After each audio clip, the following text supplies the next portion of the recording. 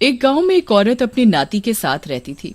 वो औरत शापित थी और रोज रात को एक चुड़ैल बन जाती और लोगों को मारकर खा जाती थी। एक रात वही भूतिया नानी अपने शिकार की तलाश में निकलती है, चुड़ैल का रूप लेकर। मेरा शिकार, जल्दी आओ सामने, मुझे बहुत जोर की भूख लगी है। तभी उसे एक बच्चा घर के सामने खेलता हुआ दिखता है। बच्चा देख चुड़ैल उसकी तरफ बढ़ती है। मजा आ जाएगा, आज ताजा ताजा नरम मांस खाने को मिलेगा। लेकिन जैसे ही वो चुड़ैल बच्चे के पास पहुंचती है तभी वहाँ गांव वाले आ जाते हैं और उस पर लाठी डंडों से टूट पड़ते हैं। बचाओ, छोड़ दो नहीं तो मैं किसी को जिंदा नहीं छोड़ूंगी। अरे मारो इस चुड़ैल को, बहुत लोगों को परेशान किया है, मारो। थोड़ी ही देर में चुड़ैल गांव वालों की मार से बेहोश हो जाती है। गांव वाले उसे मरा जानकर वहां से चले जाते हैं। तभी उसका नाती मोनू वहां आता है और अपनी नानी की ऐसी हालत देखकर रोने लगता है। नानी, तुम्हें क्या हुआ और गांव वाले तुम्हें क्यों मार रहे थे? चुड़ैल को भी होश आ जाता है। मोनू मेरे बच्चे, इससे पहले कि गांव वालों को ये पता चले कि तेरी नानी ही चुड़ैल है, तू मुझे यहाँ से ले चल, नहीं तो गांव वाले मेरे साथ साथ तुझे भी मार डालेंगे। फिर मोनू वैसा ही करता है और चुड़ैल को गांव से बाहर एक गुफा के अंदर ले जाता है। मोनू मेरे बच्चे, मुझे इसी गुफा में जंजीरों से बांध दे, नहीं तो मैं बाहर जाऊंगी और लोगों को मारूंगी, कहीं तू भी मेरा शिकार न बन जाए। मोनू वैसा ही करता है और अपनी चुड़ैल नानी को लोहे की जंजीरों से बांध देता है। नानी, मैंने तुम्हें जंजीरों से बांध तो दिया है, लेकिन तुम क्या खाओगी और कैसे रहोगी? मेरे बच्चे, मैं एक शापित चुड़ैल हूँ, इसीलिए तू मुझे रोज एक आटे की रोटी में ये शिव का भभूत मिलाकर खिला देना, उससे मेरे अंदर घुसी हुई चुड़ैल भी शांत रहेगी। ठीक है नानी, लेकिन एक बात तो बताओ, तुम्हारा ये हाल कैसे हुआ? बेटा, अभी तू बहुत छोटा है, जब तू बड़ा हो जाएगा तो मैं अपने आप सारी बात बता दूंगी। अब से तू बस मुझे सिर्फ खाना देने आना ताकि मैं जिंदा रह सकूं। उसके बाद मोनू वहाँ से चला जाता है और रोज अपनी नानी के कहे अनुसार एक आटे की रोटी ले आता। धीरे धीरे समय बीतने लगता है और मोनू बड़ा हो जाता है। एक दिन मोनू अपनी नानी के लिए भभूत मिली रोटी ले जा रहा होता है। तभी गांव वालों को उस पर शक होता है और वो उसका पीछा करते हैं। ई मोनुआ रोज रात को ना जाने कहाँ जात है, अपने हाथ में कुछ पकड़कर इसका पीछा करे का पड़ी। हाँ भैया, रमेश सही कहा तो, वैसे भी इसका इतिहास कौनो ठीक नहीं है। फिर रमेश और हरीश उसका पीछा करने लगते हैं। मोनू गुफा के पास पहुंचकर अपनी नानी के पास जाता है। नानी देखो, मैं आपके लिए खाना लाया हूँ, लो खाओ। चुड़ैल जो कि जंजीरों से बंधी होती है मोनू की तरफ गुस्से से देखती है। इतनी देर हो गई, कहाँ था? तुझे नहीं पता कि मुझे भूख लगी होगी? जल्दी दे, नहीं तो आज तुझे खा जाऊंगी। फिर मोनू वो रोटी नानी को खाने के लिए दे देता है। रोटी को खाकर चुड़ैल का गुस्सा और भूख दोनों शांत हो जाते हैं। उधर गुफा के बाहर खड़े गांव वाले उनकी सारी बातें सुन और देख रहे होते हैं। अरे रमेश, ये तो वही चुड़ैल है जिसको हम सभी ने मिलकर मारा था। लगता है कि मरी नहीं थी रे। तनिक धीरे बोलो हरीश भैया, नहीं तो ये चुड़ैल यहीं पर हम दोनों की पीपनी बजा देगी।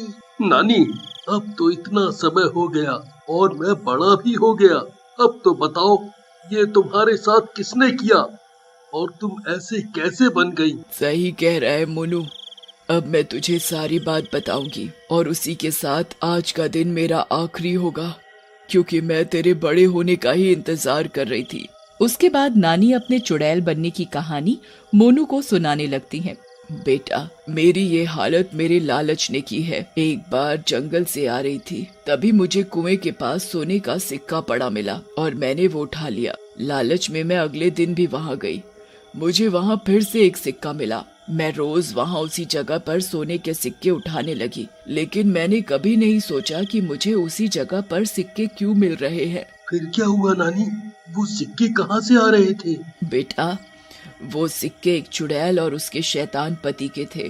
जो उस जगह पर रहती थी। वो मुझे लालच में डालकर मेरे शरीर पर कब्जा करना चाहती थी ताकि वो लोगों को आसानी से मार कर खा सके, और वो उसमें कामयाब भी हो गई। लेकिन वो रात में मेरे शरीर पर कब्जा करती और तेरे नाना जी मुझे बांध देते थे उस वक्त। फिर क्या हुआ नानी? बेटा, फिर तेरे नाना ने एक तांत्रिक को मुझे दिखाया, लेकिन तांत्रिक भी मेरे लिए कुछ नहीं कर पाया। थक हार कर उसने अपने जादू से चुड़ैल के असर को कम करने के लिए रोटी में भभूत मिलाकर मुझे खिलाने को कहा। जब वो चुड़ैल मुझ पर हावी होती है तो वो रोटी मुझे खिलानी होती है। नानी, मैं इस चुड़ैल और शैतान के चक्कर से तुम्हें आजाद कराऊंगा। तुम चिंता ना करो, अब मैं बड़ा हो गया हूँ। नहीं मोनू, नहीं, मैं अब जीना नहीं चाहती मेरे बेटे। मैं बहुत बूढ़ी हो गई हूँ। अगर ये चुड़ैल मेरे शरीर से आजाद हो गई तो किसी बेकसूर को फिर से अपना शिकार बनाएगी। तू एक काम कर, मुझे जला दे, मेरे साथ ये दुष्ट भी जल जाएगी। नहीं नानी, मैं ऐसा नहीं कर सकता। भला मैं अपने हाथों से तुम्हें कैसे जला सकता हूँ? मोनू नहीं मानता और देखते ही देखते नानी पर फिर से उस चुड़ैल का साया आने लगता है। डरावनी आवाजें आने लगती है। मोनू बेटा, मान जा, मुझ पर फिर से चुड़ैल हावी हो रही है। बेटा, सबकी भलाई के लिए भाग जा तू और मुझे जला दे। जा बेटा जा, जल्दी कर। इतने में नानी चुड़ैल बन जाती है और गुस्से में गुर्राने लगती है। मोनू जल्दी से बाहर जाता है और रोते हुए मशाल से गुफा में आग लगा देता है। लेकिन जैसे ही वो बाहर निकलता है उसे रमेश और हरीश मिल जाते हैं। हमने सब सुन लिया है मोनू भैया, तुम्हारी नानी और तुम बहुत महान हो। नानी ने दूसरों की जान बचाने के लिए अपनी जान दे दी। तुम चिंता ना करो, अब हम तुम्हारे साथ हैं। लेकिन वो चुड़ैल तो खत्म हो गई, पर अभी वो शैतान तो जिंदा है और अपनी चुड़ैल को जरूर ढूंढेगा, और हम भी नानी की मौत का बदला जरूर लेंगे उस दुष्ट शैतान से। फिर वो तीनों गांव चले जाते हैं और एक योजना बनाते हैं। योजना के अनुसार वो हरीश को साड़ी पहनाकर और औरत बनाकर आगे आगे जंगल में भेजते हैं और खुद पीछे मशाल लेकर चलते हैं। अरे भैया, मर गया रे, इन दोनों ने तो हमको ही औरत बना दिया। हे भगवान, अब उस शैतान से मेरी इज्जत की रक्षा करना, कहीं अपनी चुड़ैल बीवी समझकर कुछ गड़बड़ ना कर दे। फिर हरीश जंगल में पहुंचकर वहां बैठ जाता है। थोड़ी देर में वहां शैतान आता है। मेरी चुड़ैल, आखिर में तुम आ ही गई। बहुत देर लगा दी आने में।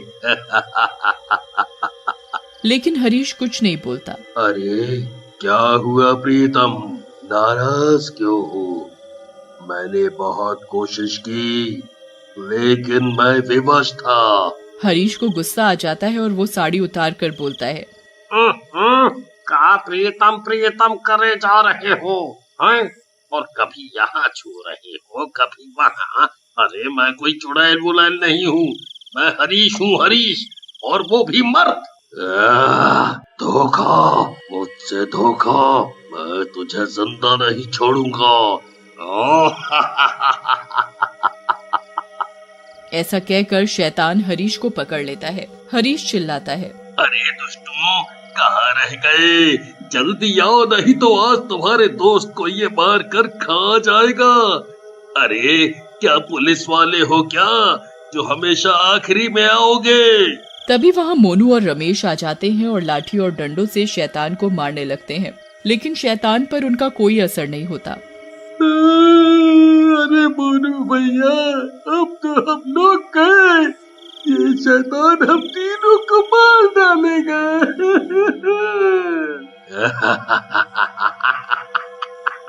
लाठी और डंडों से शैतान को मारने आए थे। अब तुम तीनों यहीं मरोगे। लेकिन तब तक वहाँ गांव वाले आ जाते हैं। उनके साथ गांव के पुजारी जी भी होते हैं।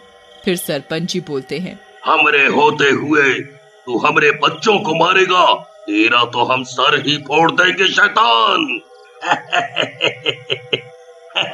वाह वाह सरपंच जी, वाह, आपने तो आकर हम तीनों की जान बचा ली। लेकिन आपको कैसे पता कि हम यहाँ हैं? अरे मैं तुम्हारी तलाश में थोड़ी न था, मैं तो उस सुंदर औरत की तलाश में यहाँ आया था जो गांव में से इसी तरफ आई थी, और वो तो मिली नहीं, तुम 3 मनहूस मिल गए। तभी शैतान हरीश का गला दबाने लगता है।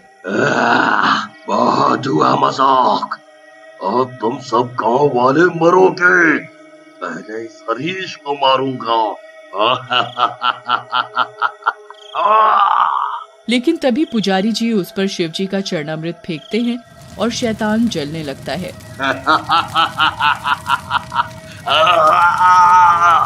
मैं जा तो रहा हूँ, लेकिन फिर आऊंगा।